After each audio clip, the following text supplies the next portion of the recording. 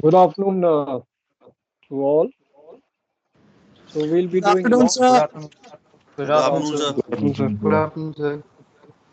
So we'll be doing law today. Good The afternoon, sir. topic is UNCLOS. UNCLOS means United Convention on Law of the Sea. So you might have heard on the papers that U.S. Navy had entered the EEZ of India, and India was objecting to it because, as per the law of sea, uh, EEZ is exclusive economic zone of that country of India. So anybody entering there has to first inform, not that you can just enter anywhere. So we'll be doing the various parts of what is a territorial sea, what is EEZ, what is contiguous zone, what is high seas. All those topics we'll be taking now.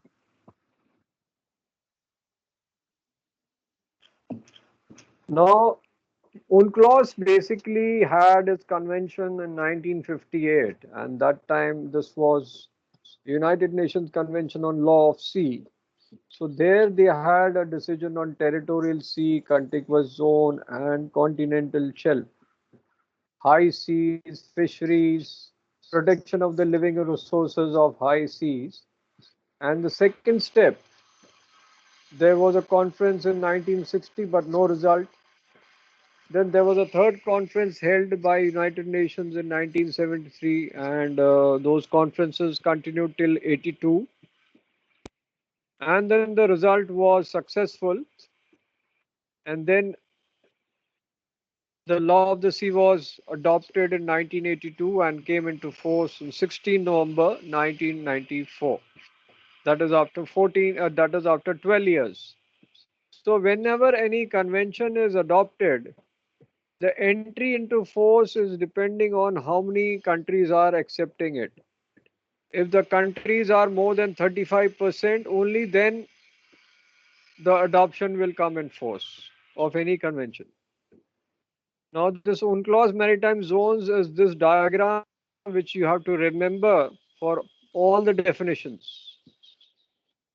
So here you have a baseline which you find on your chart. That is a point which is connected to all points of lowest astronomical tide. Anything inside that will be inland, anything outside that will be the sea area. So from the baseline 12 nautical miles off is whatever is around you or around the country is the territorial waters. Now, in territorial waters, you have your sovereignty, that is, the law of that country will follow. Anyone enters here, he has to follow the law of the country. You cannot just enter a territorial water for fishing or doing some activities or doing some business there. You can't just enter there. You can pass through a territorial sea for alteration point, that is innocent passage, but you cannot just enter a territorial waters. You might have known that issue of those Italians which killed the fishermen in territorial waters. They were jailed, and now the Italian government is paying compensation of 10 crores to the families of each. So they're paying 10 crores to get the matter quashed in the court of India. Sir, this happened in Vizag. Yeah. Now the latest news is that they are going to pay 10 crores. They are going to deposit with government of India, and once they deposit that, then the matter will be quashed in the court.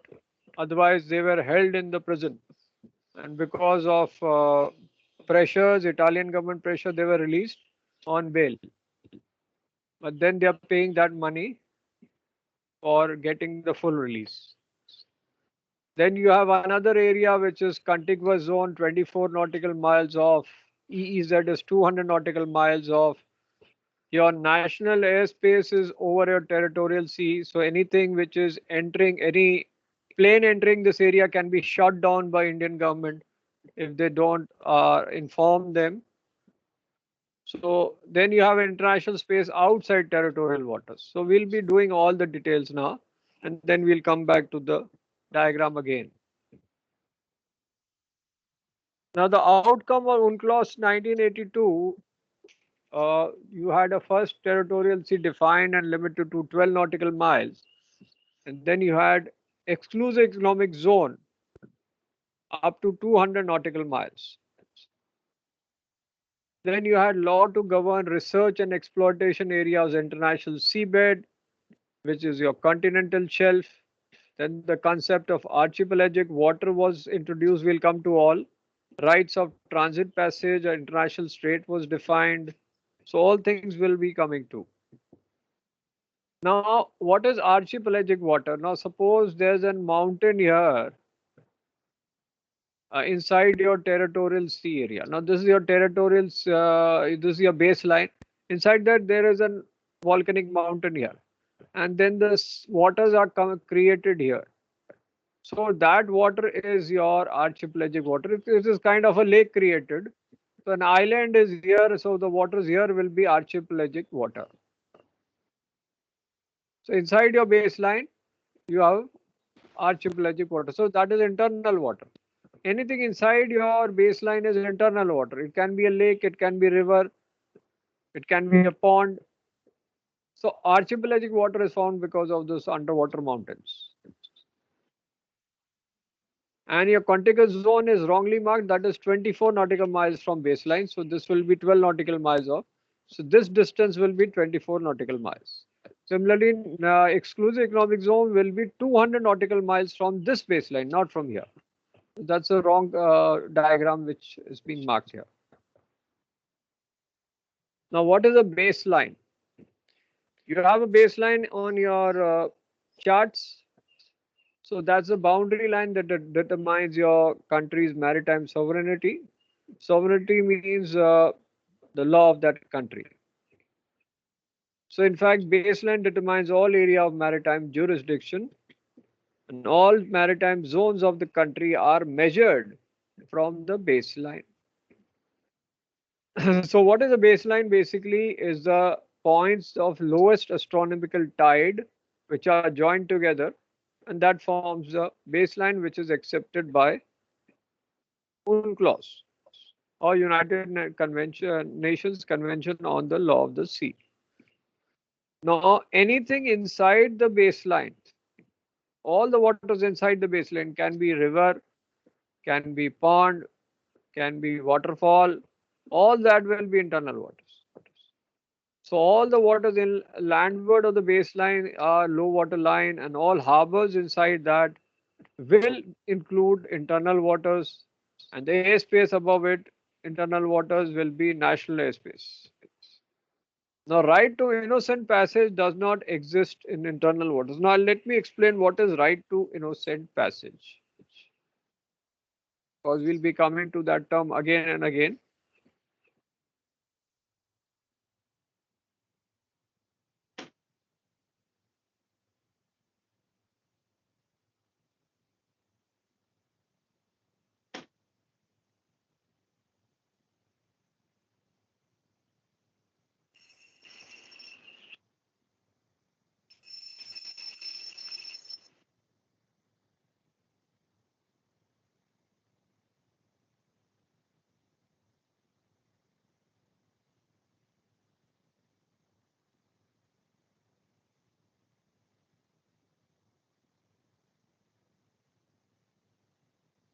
Now, this is India, and here you have territorial waters of 12 nautical miles.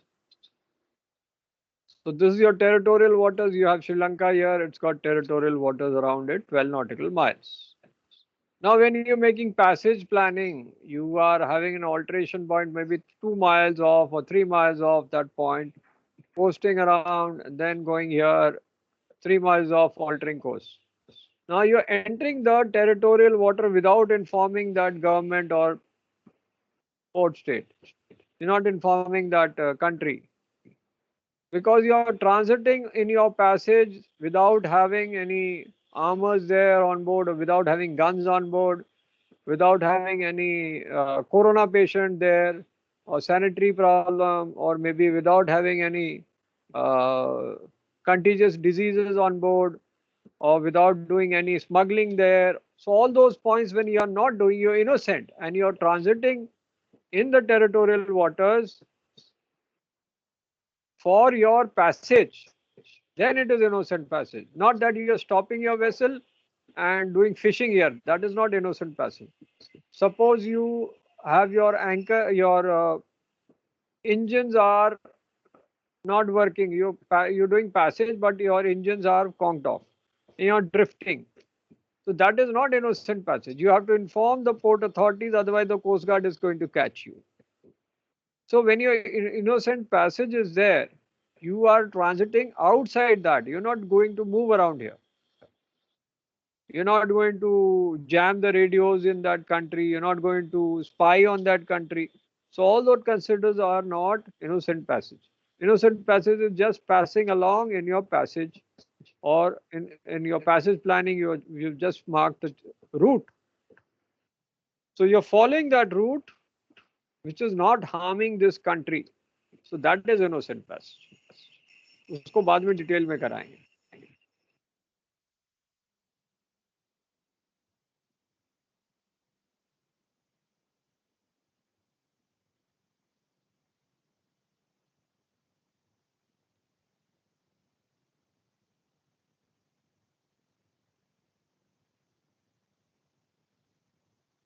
So suppose you are entering Haldi River, this Hooghly River inside, and you have to inform the Calcutta port that you are entering there.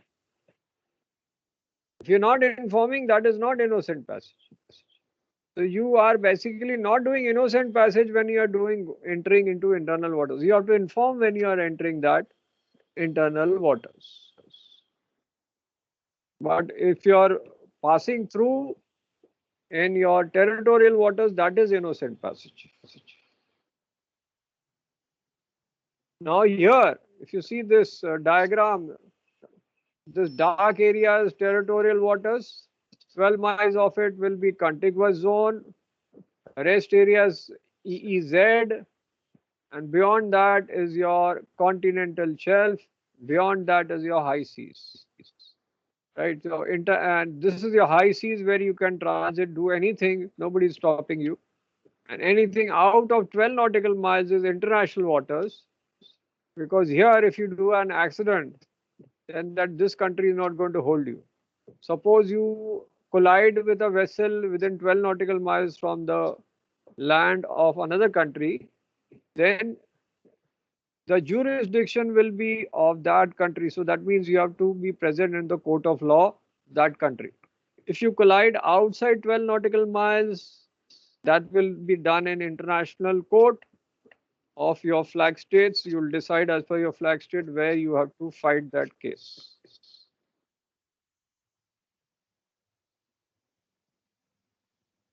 Now territorial waters, it is also denoted by TS. So it is a belt of coastal waters extending at most 12 nautical miles from baseline, usually the mean low water mark of a coastal state. So the territorial sea is regarded as sovereign territory of that country, and foreign ships are allowed innocent passage through it, which I have explained. तो ये समझ आया कि नहीं? इतना समझ आया? Yes, sir. Yes, sir. इतना समझ आ रहा ना? क्या आप पेपर में रोज पढ़ते रहते हो टेरिटोरियल सी रोज पढ़ते रहते हो? आजकल डेली आता रहता है. चाइना उसकी टेरिटोरियल सी में घुस गया, चाइना जापान के टेरिटोरियल सी में घुस गया, तो फिर वहां से परेशानी होगी. So that commotion is always there because other countries are entering into the territorial sea. So you cannot have a warship entering into a territorial water, क्योंकि warship is armed. और warship कोई innocent passage नहीं कर सकता. Warship या submarine cannot go inside the territorial waters of any country, क्योंकि वो armed है. So territorial waters is also referred to as an area of water over which the state has jurisdiction. मतलब जितनी law of the country है वो apply होगी territorial waters में. But only for sir. बोलो. सर सबमरीन आउट ऑफ नहीं जा सकता, बट मरीन का एनी वेसल तो जा सकता है सर, इंडियन नेवी का. नहीं, नेवी का भी नहीं घुस सकता। नेवी का नहीं घुस सकता अनलेस इन्फॉर्म करे। अपनी इंडियन ओके। नेवी तो घुसेगी, अपनी तो नेवी यस। जाएगी, दूसरी कंट्री की नेवी नहीं आती। अभी आप देखो यूएस का नेवल वॉरशिप निकल गया था इंडिया की ईईजेड से, अभी टेरिटोरियल वाटर में नहीं गया था। तो 2 दिन पहले वो पेपर में आ गया कि भाई वो ईईजेड से पास कर रहा है, और उसने इंडिया को इन्फॉर्म नहीं किया। इंडिया ने ऑब्जेक्शन रेज किया, उन्होंने कहा हम तो रेगुलर करते हैं, हम तो नहीं इन्फॉर्म करेंगे, जबकि इन्फॉर्म करना चाहिए। अब वो पावरफुल कंट्री है तो इंडिया को दबा दिया। इंडिया ने एक बार बोला नहीं, आपको बोलना चाहिए, उसने दबा के बोला नहीं हम तो बोलते ही नहीं है, उनको बोलना चाहिए था। तो ईईजेड में जाओ या टेरिटोरियल वाटर में जाओ, आपको इन्फॉर्म करना है।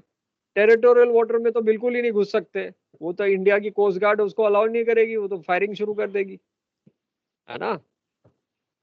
इंडिया की कोस्ट गार्ड भी तो है, नेवी भी तो है। ऐसे तो ना किसी का फ्री या किसी के टेरिटोरियल वाटर में, वहां तो लड़ाई हो जाएगी शुरू, तो फायरिंग शुरू हो जाएगी, मिसाइल छूट जाएगी। अभी रोज आप देख रहे होगे कि चाइना सुपरसोनिक हाइपरसोनिक मिसाइल बना रहा है। हाइपरसोनिक मिसाइल ऐसी होगी, वो कल मैं सुन रहा था, हाइपरसोनिक मिसाइल बना रहा है, वो ऐसे अटैक करेगी जैसे मधुमक्खी अटैक करती है, एक साथ वो सारे दाग देंगे, और उनकी स्पीड होगी more than speed of sound. वो कहते हैं hypersonic, may be 3 times the speed of sound. आपका 330 मीटर पर सेकेंड है ना स्पीड ऑफ साउंड, उससे 3 गुना ज्यादा हाइपरसोनिक है, सर उस स्पीड के मिसाइल बन रहे हैं।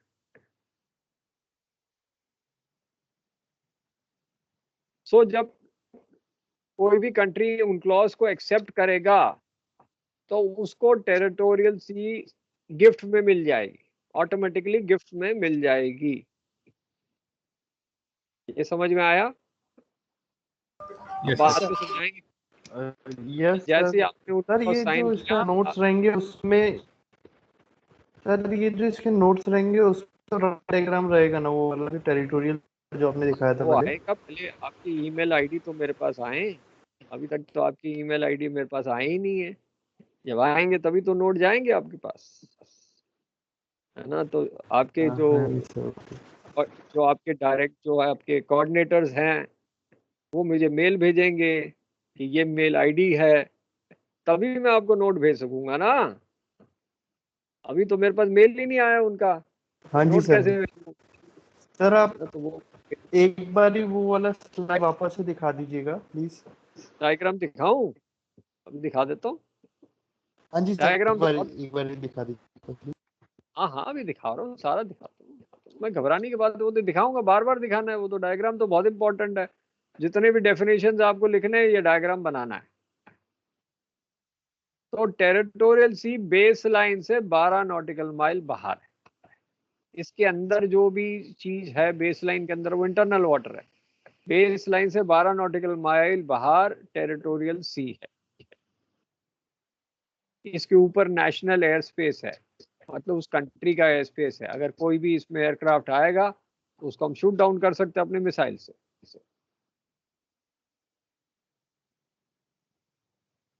अभी आया था ना कि वो मोदी ऊपर से उड़ रहा था, तो पाकिस्तान वालों ने कहा नहीं हमारे स्पेस से नहीं उड़ो, तो उसको डाइवर्ट करके निकलना पड़ा था।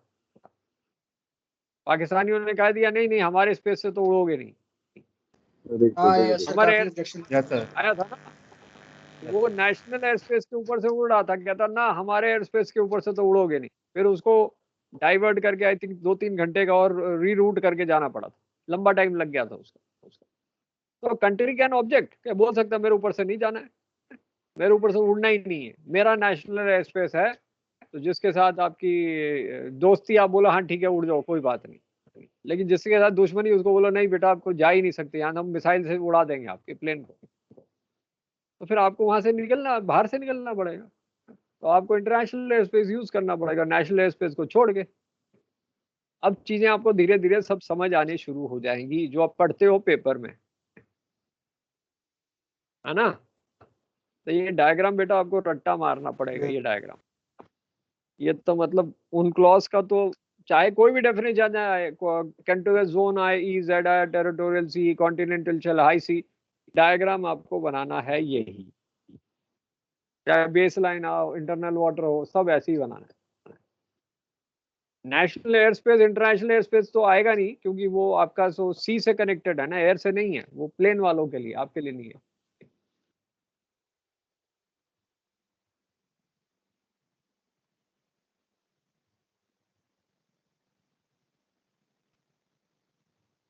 अब दूसरा जो एरिया है 24 माइल दूर, that is known as contiguous zone, उसका शॉर्ट फॉर्म है CZ। So it's a band of water extending further from outer edge of territorial sea to up to 24 nautical miles from baseline। मतलब 12 nautical mile territorial sea से बाहर है, baseline से 24 mile दूर बाहर। So within which a state can exert limited control। तो इसमें sovereign right total नहीं है, थोड़े right है, जिसमें क्या क्या आपके कंट्रोल है। एक, कस्टम का कंट्रोल है, फिजिकल का कंट्रोल है, इमिग्रेशन का कंट्रोल है, सैनिटरी राइट्स का कंट्रोल। अब ये समझा रहा हूं एक एक चीज। कस्टम का कंट्रोल का मतलब है आपको कस्टम ड्यूटी देनी पड़ेगी, स्मगलिंग नहीं कर सकते। 24 माइल्स के अंदर स्मगलिंग नहीं कर सकते, नहीं तो सोना लेके आएंगे, क्या कुछ चांदी लेके आएंगे, वो स्मगलिंग अलाउड नहीं है। ये पहले इलेक्ट्रॉनिक स्मगलिंग होती थी, वो नहीं अलाउड। सेकंड होता है फिजिकल। फिजिकल का मतलब हवाला। हवाला का मतलब करेंसी लेके आते हैं, पता है ना, बड़ा है, ये डॉलर पकड़े गए, ये करेंसी पकड़ी गई, वो स्मगलिंग चलती है। तो इस एरिया में स्मगलिंग करेंसी की नहीं अलाउड है, फिजिकल। तीसरा, इमिग्रेशन। कोई इमिग्रेंट इसके अंदर घुस नहीं सकता 24 नॉटिकल माइल के अंदर से, बाहर से निकल जाए बट 24 नॉटिकल माइल के अंदर वो नहीं आएगा। तो अगर वो इमिग्रेंट बोट आए बगैर इंफॉर्मेशन के, उसको पकड़ के अंदर जेल में डाल देंगे। चौथा आ गया सैनिटरी राइट्स। सैनिटरी राइट्स का मतलब है या तो कोई प्लांट एनिमल जो बैंड है उसको हम नहीं ला सकते, या जो बीमार आदमी हैं, कंटेजियस डिजीज वाले हैं, उनको 24 नॉटिकल माइल से अंदर एंकर नहीं कर सकते। तो कोई कोरोना पेशेंट है, उसको बोल देंगे बेटा आप जाओ बाहर, शिप को बोलेंगे आउट ऑफ 24 नॉटिकल माइल्स, उससे अंदर में आप एंकर नहीं अलाउ करोगे। आया समझ? ये कोरोना पेशेंट आ गया जहाज पे, इनर एंकरेज में उसको आने नहीं देंगे, उसको इनर एंकरेज आने ही नहीं देंगे, बोलेंगे बेटा 24 नॉटिकल माइल से बाहर जाओ, हमारे कंटिगुअस जोन से बाहर जाओ। बट कोरोना पेशेंट रहेगा तो सर उसको 24 माइल एंकर करवाएगा तो वो ट्रीटमेंट कैसे होगा उसका सर? वो बोट से आए लेकिन जहाज को उसके अंदर नहीं है। ओके सर, जहाज को नहीं अलाउड है, ठीक है। वो ट्रीटमेंट के लिए बोट, उनके पास बोट आएगी, वो बोट से जाए ट्रीटमेंट कराए, लेकिन जहाज बाहर रहेगा। हाँ? कोरोना पेशेंट क्या, टीबी का पेशेंट, एड्स का पेशेंट, कोई भी कम्युनिकेबल डिजीज का patient, I am not saying only corona patient, can be any communicable disease which is contagious, he will not be allowed. अब मैं याद है कि व्हेन आई वाज कैप्टन, नया कैप्टन बने थे, तो I had gone to quit, Varun shipping में था, जलदूत में, आई हैड गॉन देयर, और गुजरात में लास्ट पोर्ट में उधर में प्लेग हो गया, तो चूहों वाला जो डिजीज होता है ना, प्लेग, वो फैल गया था। तो हमें कहा कि दूर में खड़े रहो, अंदर आने का नहीं, पहले हम इंस्पेक्ट करेंगे, सब पूरा चेक करेंगे, उसके बाद आप अंदर आओ, नहीं तो आओगे नहीं। तो हम लोग 24 नॉटिकल माइल पे रोक दिया, बोला बेटा वहां रहो। उनके बंदे आए, हेल्थ इंस्पेक्टर आया, सारा चेक वेक किया, दारू भी ली, सिगरेट भी लिया, उसके बाद सब साइन किया, फिर अंदर आया। तो ये सैनिटरी रूल्स है। I am talking of 93।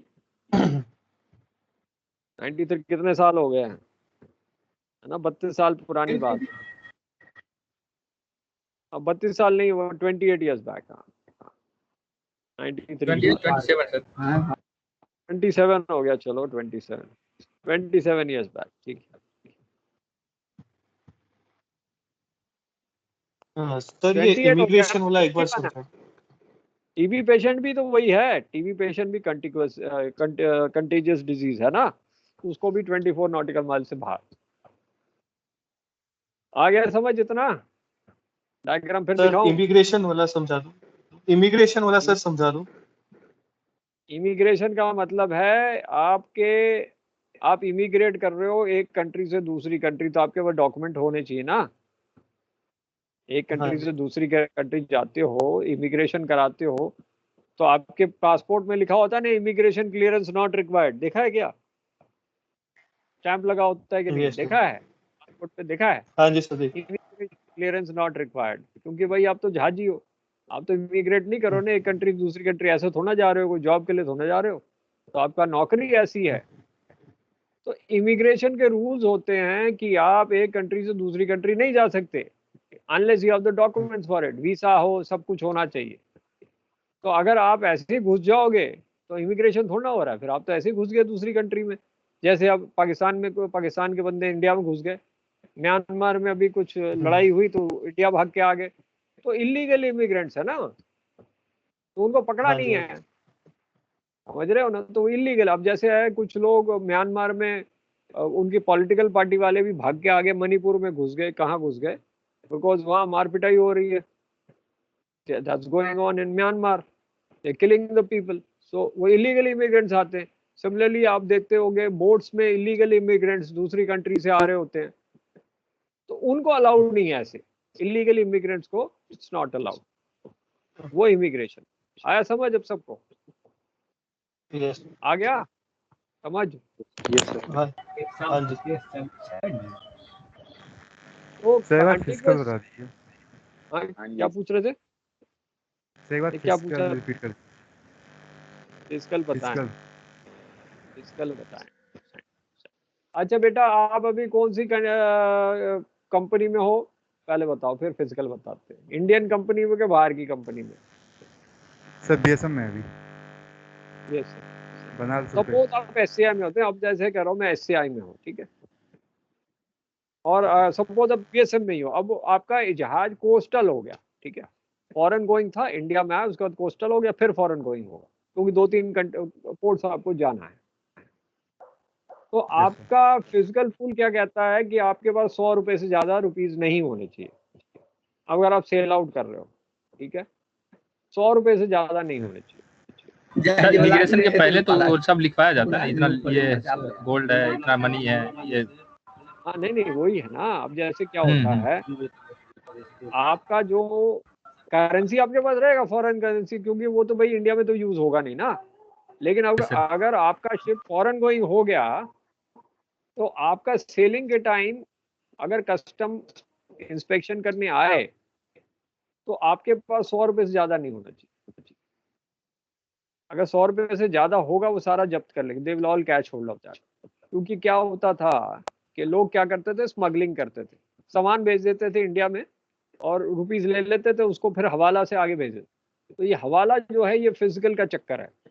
हवाला का मतलब है कुछ आपने दुबई भेजा और इंडिया में रुपीज में भेजवा दिया, क्योंकि अब स्मगलिंग की गोल्ड की, ठीक है, स्मगलिंग कर दी, यस सर। बोट्स वालों को सोना दे दिया, ठीक है, आपने जहाज रोक दिया। सपोज मैं आपको एग्जांपल दे रहा हूँ, आप टेरिटोरियल वाटर में जहाज रोक दिया, ठीक है, और स्मगलिंग बोट्स वाले आए और आपसे गोल्ड लिया। आपने कहा भाई आप करेंसी दे दोगे तो वो कस्टम रेड करेगी, तो हमारा तो पैसा फंस जाएगा। तो उन्होंने आपको एक पर्ची पकड़ा दी, चिट पकड़ा दिया, आपको बोला कि आधा फाड़ के उसको दे देना, आपके घर पहुंच जाएगा पैसा। ये सुना है कभी किसी को? क्या क्या कहते हैं, इसी को कहते हैं हवाला। Yes sir. तो ये हवाला फिजिकल अलाउड, ये फिजिकल में थोड़ा ना अलाउड है हवाला। हवाला बेसिकली इज नॉट अलाउड। तो फिजिकल का मतलब है करेंसी का जो स्मगलिंग करते हैं, that is not allowed in physical. समझ आ गया कि नहीं? Yes sir. ये समझ आया? अब ज्यादा डिटेल Yes, तो sir. हिंदी पिक्चर में देखते हैं यार। अब तो हिंदी पिक्चर देखोगे तो ज्यादा समझ आएगा इसमें स्मगलिंग है। Okay sir. अब मैं और ज्यादा समझाऊंगा थोड़ा, हिंदी पिक्चर यहाँ खोल के बैठी है कि पिक्चर अभी समझाऊंगा आपको पिक्चर क्या है। या पिक्चर अभी बाकी है, ये थोड़ा ना बताऊंगा। तो आगे करते हैं, बिल्कुल सर। चलो आगे करें। तो कंटिगुअस जोन जो है शॉर्ट फॉर्म है सीजेड। तो आपने जब साइन किया तो आपको तो मिल गया territorial C, but contiguous zone आपको फ्री में नहीं मिलेगा, आपको अप्लाई करना पड़ेगा। तो एप्लीकेशन जब एक्सेप्ट होगी तभी आपको कंटिगुअस जोन मिलेगा। So you have to claim with an application to DOALOS. DOALOS basically division of law of the sea है एट यूएन हेडक्वार्टर्स इन न्यूयॉर्क। And once the application goes there, if they accept, only then you will get the contiguous zone. You have to apply for it. Territorial sea आपको apply नहीं करना था, आपको immediately मिल रहा था। So only 69 countries have applied for CZ, including India.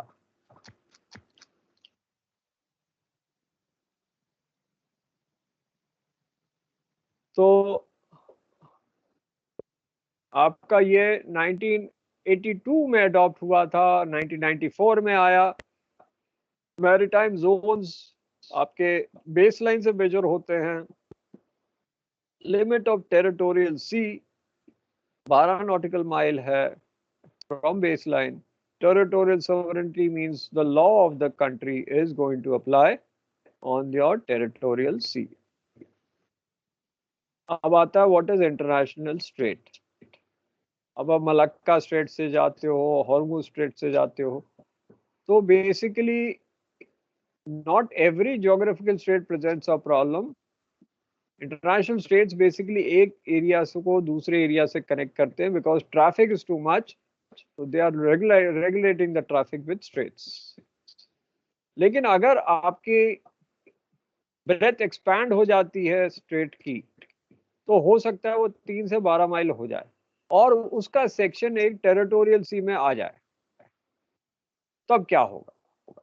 Normal अगर वो territorial sea में नहीं आ रहा है किसी कंट्री में तो कोई प्रॉब्लम नहीं है, लेकिन किसी के टेरिटोरियल सी में आ रहा है तो उसमें हम इनोसेंट पैसेज ही कहेंगे, क्योंकि आप जानबूझ के उसके टेरिटोरियल सी में तो जा नहीं रहे हो। You are passing that for passing to the other area in the sea, so that is innocent passage. So the problem what had come to be known as straits used for international navigation.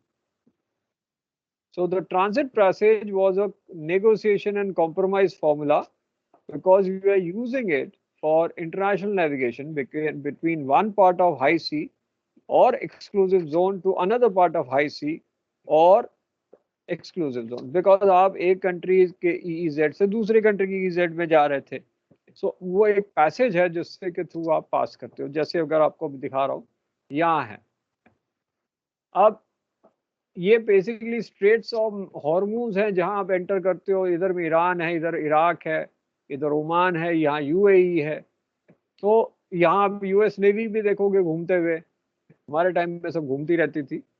हम लोग तो यहाँ फंस भी गए थे क्योंकि यहाँ ईरानियन बोट्स भी आ गए थे हमको अटैक करने के लिए। तो इस एरिया में आपको थोड़ा सतर्क रहना पड़ेगा because Iranian boats can come for attacking you, अगर वो पता लगे कि आप उनके खिलाफ हो। तो यहाँ आप एक सी से दूसरी सी में जा रहे हो, so this becomes innocent passage. You not entering the area. आप यहाँ जाके उसकी स्पाइंग तो नहीं कर रहे, आप तो सीधा पास कर रहे हो। So it's a narrow body of water which connects different parts of either high sea or EEZ and should be claimed as national water but necessary for navigation of the world's vessels.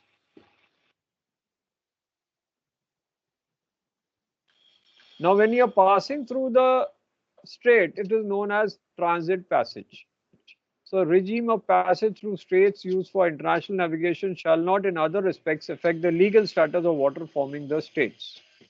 क्योंकि अगर आपने वहां कोई टक्कर मारी, suppose एक straight में टक्कर मारी, तो जो जिनके टेरिटोरियल सी में मारी उनकी वो लॉ के हिसाब से आप चलोगे।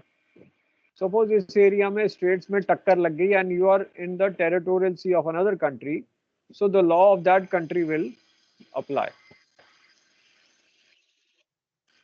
So the sovereignty or jurisdiction of states bordering the straits is exercised subject to this part and the rules of international law.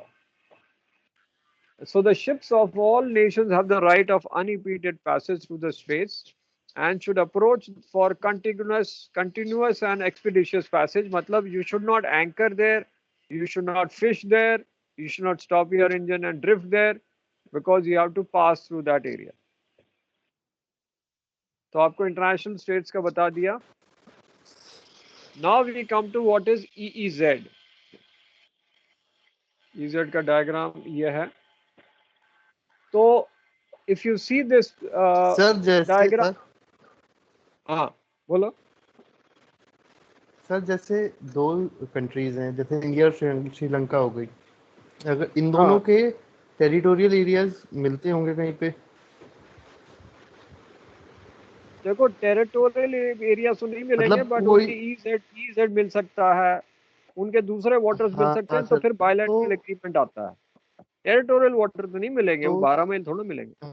हाँ हाँ हाँ हाँ 12, मतलब अगर ये EEZ में मिलता है अगर, तो हाँ, तो इस वो एरिया रेशियो में में अगर डिवाइड. कहीं पे कुछ इंसिडेंट होता है, ओके नहीं, ईजेड में तो अभी देखो, हुआ तो ईजेड में था। टक्कर होती है, तो ईजेड में टक्कर होती है तो उसमें तो फिर इंटरनेशनल रूल आएगा.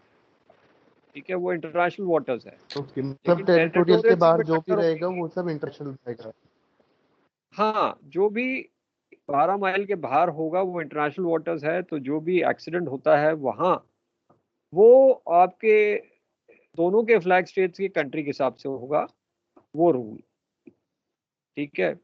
टेरिटोरियल वाटर में सपोज एक और एग्जांपल देता हूँ. टेरिटोरियल वाटर में आप जा रहे थे और शिप में चीफ ऑफिसर को वो कैरेट ने चक्कू मार दिया. ठीक है, इंजरी हुई, लेकिन कप्तान ने रिपोर्ट नहीं किया. अब कप्तान ने रिपोर्ट नहीं किया तो कोई प्रॉब्लम नहीं, जहाज निकल गया वहां से. लेकिन सपोज कप्तान ने रिपोर्ट किया कि चीफ ऑफिसर को चक्कू मार दिया कैरेट ने, और आप पास कर रहे 3 nautical miles from the land of India, तो फिर वो पोर्ट अथॉरिटीज आपको अलॉन्ग साइड बुला लेंगे और वो जेल में जाएगा वो कैडेट, और वहीं कोर्ट केस होगा. अगर कप्तान ने रिपोर्ट किया तो. नहीं किया तो वो आपके फ्लैग स्टेट बताएगा क्या करना है. आया सर?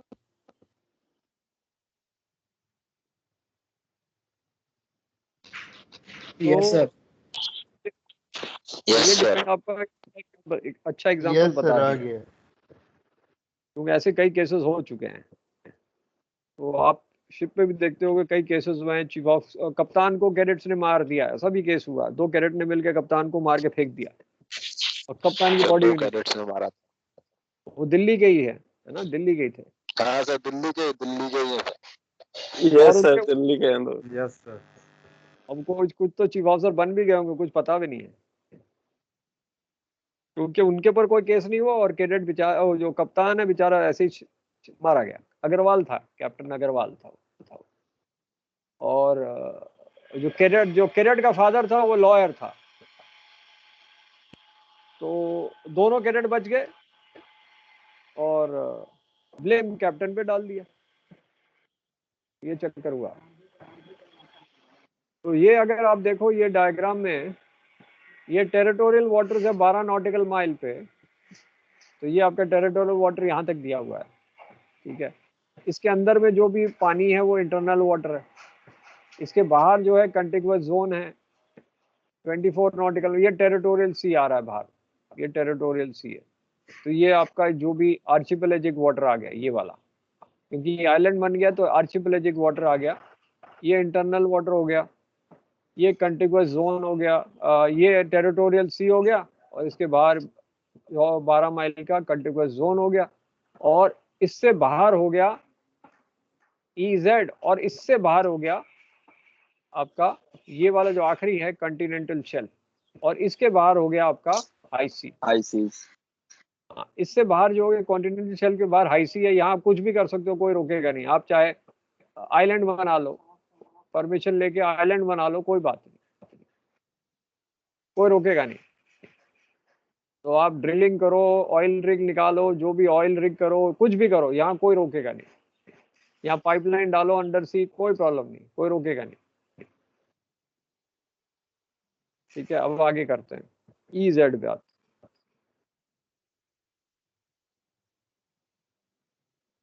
तो EEZ is exclusive economic zone. अब एक्सक्लूसिव इकोनॉमिक जोन मतलब यहाँ इकोनॉमिक एक्टिविटीज कर सकता हूँ, मेरे लिए ही है। एक्सक्लूसिव मतलब सिर्फ मेरे लिए इकोनॉमिक जोन बना है मेरी एक्टिविटीज करने के लिए, इकोनॉमिक एक्टिविटीज। क्या इकोनॉमिक एक्टिविटीज हैं वो आएंगे।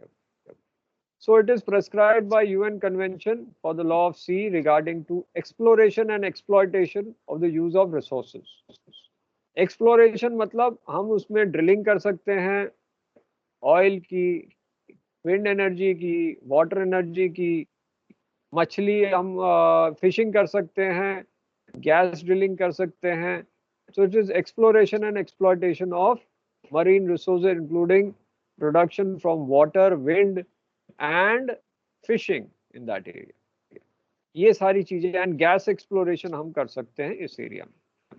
हमारे EEZ में कोई आके गैस एक्सप्लोरेशन नहीं कर सकता विदाउट आवर परमिशन। तो कई बार ऑक्शन किया जाता है, इंटरनेशनल ऑक्शन के, इस एरिया में, इस बेसिन में आप एक्सप्लोरेशन कर लो दूसरी कंट्रीज के और उसका कट इंडियन गवर्नमेंट को दो, तो वो अलाउड है। तो EEZ जो है बेस लाइन से 200 नॉटिकल माइल्स बाहर आता है। So it will include 12 nautical miles of territorial सी, तो बच गया आपका 188। तो 188 नॉटिकल माइल इफेक्टिव हुआ outside territorial C.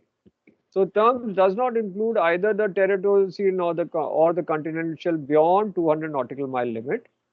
Difference between territorial sea and EEZ is that first confers full sovereignty over the waters, while the second, which is 188 nautical miles, is merely sovereign right for exploration and exploitation of marine resources, which is oil, gas, exploration, fishing, wind and water energy. ये सारे sovereign rights आप ले सकते हो, full sovereign rights नहीं ले सकते। तो इसमें 119 कंट्री ने साइन किया है, अप्लाई किया। इसमें आपको अप्लाई करना पड़ेगा डोलोस को, इसमें भी आपको अप्लाई करना पड़ेगा डोलोस को। तो 119 countries have applied including India. ये आपका EEZ है। So EEZ has to be applied by application to Division of Law of Sea at UN headquarters in New York। लेकिन अगर दो नेबर कंट्रीज जैसे ये है, इस कंट्री के आसपास टेरिटोरियल वाटर है, इस कंट्री के आसपास भी टेरिटोरियल वाटर है, इन दोनों की EEZ ओवरलैप कर रहे हैं, तो आपके कंट्री के साइज के हिसाब से आपको वो एरिया मिल जाएगा। जैसे इसका साइज 1/3 है इस कंट्री के हिसाब से, तो इसको ये ओवरलैप का 1/3 मिलेगा और 2/3 इसको मिल जाएगा as per the country size. वो आप म्यूचुअल एग्रीमेंट कर सकते हैं, बायलैटरल एग्रीमेंट कर सकते हैं कि 50-50 करेंगे या basis your area of your country आप डिवाइड करोगे, जो कॉमन एरिया है। So when your EEZ overlaps between two neighboring countries, they can mutually agree to a limit by signing a bilateral treaty.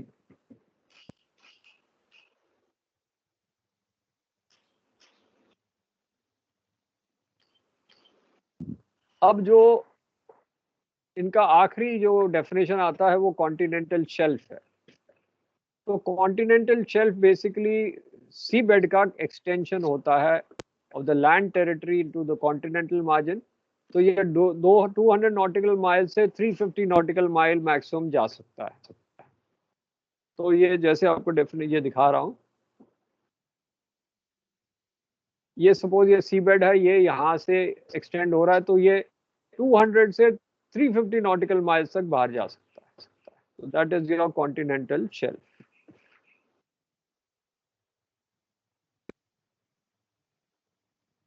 So states continental shelf may exceed 200 nautical miles until the natural prolongation extends. However, it may never exceed 350 nautical miles from the baseline. ये वाला definition छोड़ देते हैं, हम सिर्फ 350 nautical miles from baseline करते हैं। ये आइसो बात वाला आप छोड़ दो, ये छोड़ दो, यहाँ तक करो। 200 से 350 nautical miles तक जाएगा। अब इस रीजन में आपको सॉवरेन राइट्स किसके मिल रहे हैं?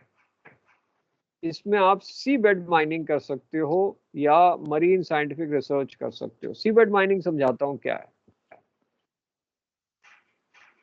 समुद्र के नीचे नीचे आपका जो बेस है, सी बेड है, उसमें कई नोड्यूल्स होते हैं जिसमें कई आपके नेचुरल प्रोडक्ट्स हैं, जैसे मिनरल्स आ जाते हैं जो काफी रेयर हैं। उसकी माइनिंग आजकल कंट्रीज कर रही हैं। तो अगर आपके पास अच्छे छोटे सबमरीन्स हैं, सबमर्सिबल्स हैं, तो आप सीबेड पे जाके उसकी माइनिंग कर सकते हो। आपको पता है मरीना ट्रेंच जो है 8500 मीटर्स डीप है, वहां भी चाइना ने अटेम्प्ट किया है अपना सीबेड चेक करने के लिए। अभी माइनिंग शुरू नहीं किया, सबमर्सिबल लेके गया इतना डेप्थ पे, एंड वहाँ फोटोग्राफी की है वहाँ की फिशेस की, और उन एरियाज में फिश की आंखें बाहर निकली होती है, अलग टाइप की फिश होती है, because so much of water pressure in that area. So normally ordinary submarines cannot go there because submarine will explode due to the pressure. तो उसमें special type of submarines can go only. तो सी bed mining आजकल in thing हो गई है। और second चीज है मरीन साइंटिफिक रिसर्च। जैसे सागर कन्या है एससीआई की, साइंटिफिक रिसर्च करती रहती है। आपने ODAS buoy, ocean data acquisition buoy लगाया मरीन साइंटिफिक रिसर्च करने के लिए, तो उससे फायदा क्या हुआ कि जो भी सुनामी आएगी हमको सारे सिग्नल्स मिल जाएंगे। तो मरीन साइंटिफिक रिसर्च हम अपनी कॉन्टिनेंटल शेल्फ में कर सकते हैं, दूसरे की कॉन्टिनेंटल शेल्फ में जाके नहीं कर सकते। अपने में कर सकते हैं, अपने में सी बेड माइनिंग कर सकते हैं, दूसरे कंट्री वाले यहाँ के नहीं कर सकते। तो ये है आपकी कॉन्टिनेंटल शेल्फ है। ठीक है, तो आज के लिए खत्म करता हूँ बस ये एक लाइन कि जो कॉन्टिनेंटल शेल्फ जो है that has to be claimed by DOALOS application, division of law of the sea at New York headquarters of UN, and 41 countries have submitted applications for claiming continental shelf, including India. So next week we'll have 2 classes of law, 2 classes of ships construction. तो फिर आगे detail करेंगे सारी। ये तो अब ज़्यादा ख़त्म हो गया है, एंड आपका पर्टिकुलरली सेंसिटिव सी एरिया करने के बाद I will start with MARPOL for law, और शिप कंस्ट्रक्शन डेफिनेशन खत्म हो जाएंगे, then we will come to the hull structure, और I will come to the stresses of the ships. Hull structure बाद में करेंगे। ठीक है, सो आज के लिए ऑफ करते हैं। Okay sir, thank you sir. Thank you, sir. Thank you sir. Thank you sir. Thank you, sir. Thank you sir.